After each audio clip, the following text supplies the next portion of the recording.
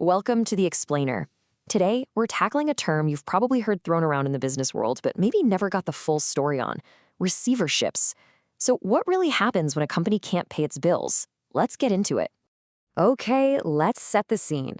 Imagine a company has defaulted on a huge loan. The lender needs to protect their investment, but what's the next move? Well, it's not the Wild West. You can't just send in the heavies. There's a very specific, legally defined playbook for exactly this kind of situation. And the answer is to bring in a specialist called a receiver. The moment they're appointed, the clock starts on a process called a receivership, which is all about safeguarding that lender's money when a borrower defaults. Now, here's the absolute key thing to understand. A receiver is not there to be the company's best friend or save the day. Their primary loyalty, their number one job, is to the lender who put them there. Their mission is pretty straightforward. Take control of the assets that were used as collateral for the loan and convert them into cash to pay back that debt. It's also really important to know the difference between a receiver and a manager. They often get bundled together, but they have two very distinct jobs.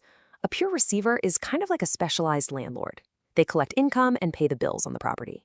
A manager, on the other hand, can actually get in there and run the business. Make sales, order inventory, keep the lights on. That's why you so often hear the title receiver and manager. It gives them the power to do both.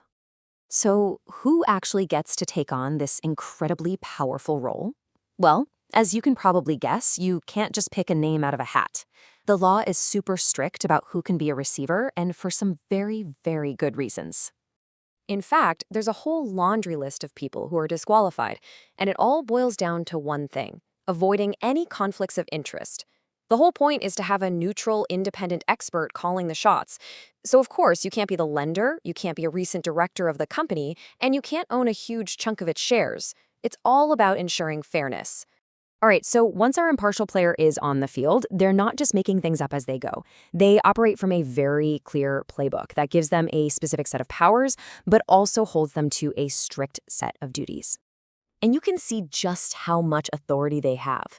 They can walk in and demand any income that property is generating. They can take over management, look at all the company's books related to it, and even sign documents on behalf of the company. Essentially, they are handed the keys to the kingdom, or at least to that specific part of it. But you know what they say, with great power comes great responsibility. A receiver absolutely has to act in good faith, always remembering they're there for the lender. They've got to keep squeaky clean, separate financial records, and maybe the most important duty of all is when they go to sell an asset. They are legally required to get the best price reasonably obtainable. Now this is a huge deal. It's not just about scraping together enough cash to pay back that one lender. This duty is in place to protect the company itself and any other creditors who are also waiting to get paid. Because any money left over after that first debt is settled, it goes back to the company. So that brings up a really important question. Who's the referee in all this? What happens if a receiver makes a bad call? And what are the consequences? Well, the pressure is on from the second they walk in the door. Just look at this. 14 days. That's the tiny window a receiver has to decide what to do about existing employment contracts. If they don't terminate them within 2 weeks, they become personally liable for those employees' wages. That means the money comes out of their own pocket.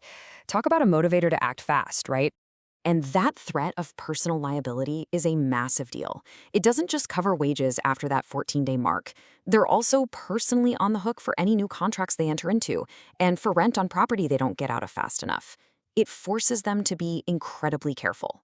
But there's also another, bigger layer of oversight.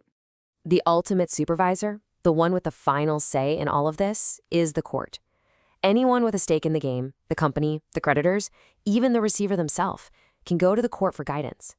The court has the power to look over the receiver's shoulder, decide on their pay, and if things go really wrong, they can remove them from the job entirely.